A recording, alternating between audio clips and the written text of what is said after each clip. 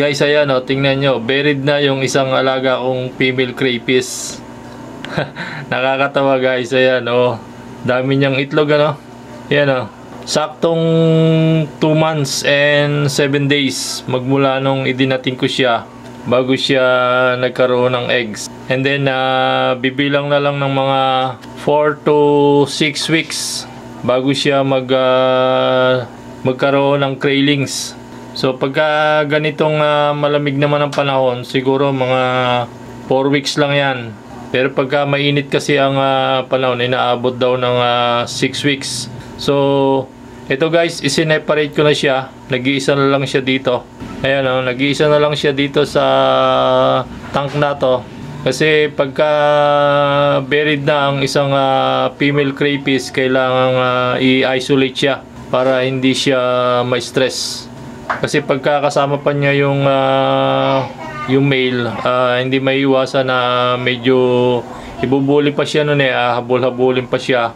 And then may tendency na ma-stress siya at baka may malalaglag ng mga eggs niya. So para hindi masayang, hindi siya ma-stress, kailangan na i-isolate siya once na naging buried na yung inyong female crayfish. So ito pa lang guys ang may eggs, yung isa wala pa. So but malapit na rin yun, mga ilang araw na lang sigurado, bukas makalawa meron na rin yung isa. Tingnan nyo guys, perming nakabaluktot ang kanyang buntot, nakatago. Pinoproteksyonan niya yung kanyang eggs, yung mga eggs niya, yan Kaya mapapansin nyo, isang sign yan pagka may itlog na ang isang female crayfish. Ayan, pirming nakaganyan ang kanyang buntot, nakatikom siya.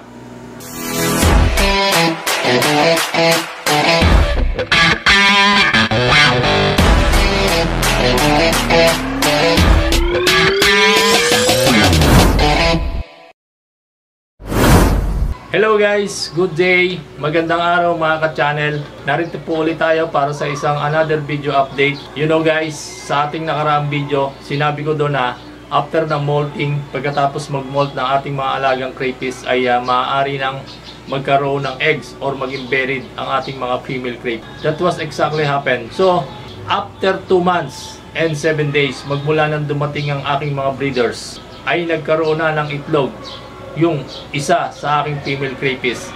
After 5 days ay sumunod naman yung pangalawa. Kaya pareho na silang buried. Dumating din yung pinakahihintay natin na ilang buwan din natin hinintay guys. So pakikita ko sa inyo yung pangalawang female na nag-buried, na kami buried lang. So actually kahapon ko lang siya na-discovered na mayroon siyang eggs. So guys, check natin at ipapakita ko sa inyo. So guys, ito siya guys Kita nyo, kitang-kita yung kanyang mga itlog doon sa ilalim.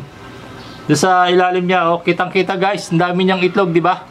So hindi ko na siya hinuli para hindi siya ma-stress. Nilagay ko na lang siya dito, ko na lang siya magmula doon sa kanyang hides. Ibinuhos ko siya dito sa maliit na tank para hindi ko na siya hawakan. Unang-una kasi guys, pagka ganitong may itlog na ang isang crayfish ay very aggressive to.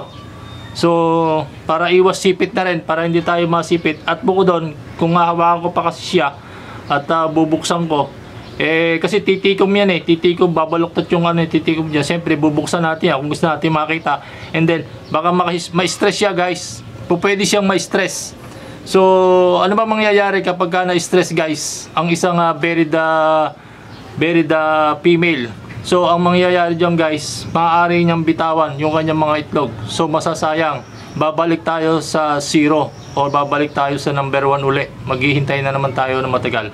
So para iwas stress, meron akong ganitong maliit na tank. Kaya dapat meron kayong ganito pagka gusto nyong i-inventaryo, i-check yung inyong female crayfish, ay doon nyo lang siya ilagay. Magmula doon sa kanyang mga hides na tube, dahan-dahan yung buhatin, tapos saka nyo ibuhos dito. Ayun, kitang-kita nyo naman ayan ayun guys, makikita nyo doon sa ilalim yung kanyang itlog. Ang dami, di ba?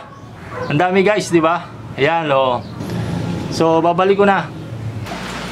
So So guys, ayan, naka-separate na sila.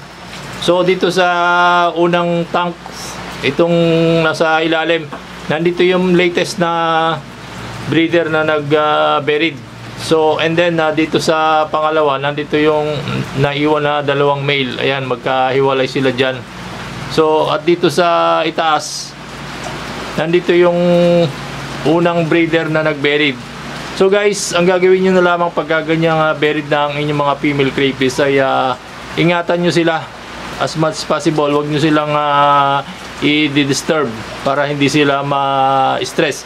So pwede pa rin naman kayong mag-change ng water kung talagang nakikita nyo na marumi na yung kanilang tubig. So basta huwag nyo lang silang i-disturb. Yung sponge filter, pwede nyo pa rin naman linisin yon. Hayaan nyo na lang yung kanilang mga hides. Huwag nyo na munang galawin. So guys, hanggang dito na lamang ang aking video. At sana abangan nyo ang mga susunod ko pang update. At kung hindi ka pa nakakapag-subscribe sa aking channel, please lang paki-subscribe sa aking channel para masubaybayan mo ang aking journey sa aking bagong hobby, ang pag-aalaga ko ng mga crayfish. So maraming salamat guys. See you. Bye bye.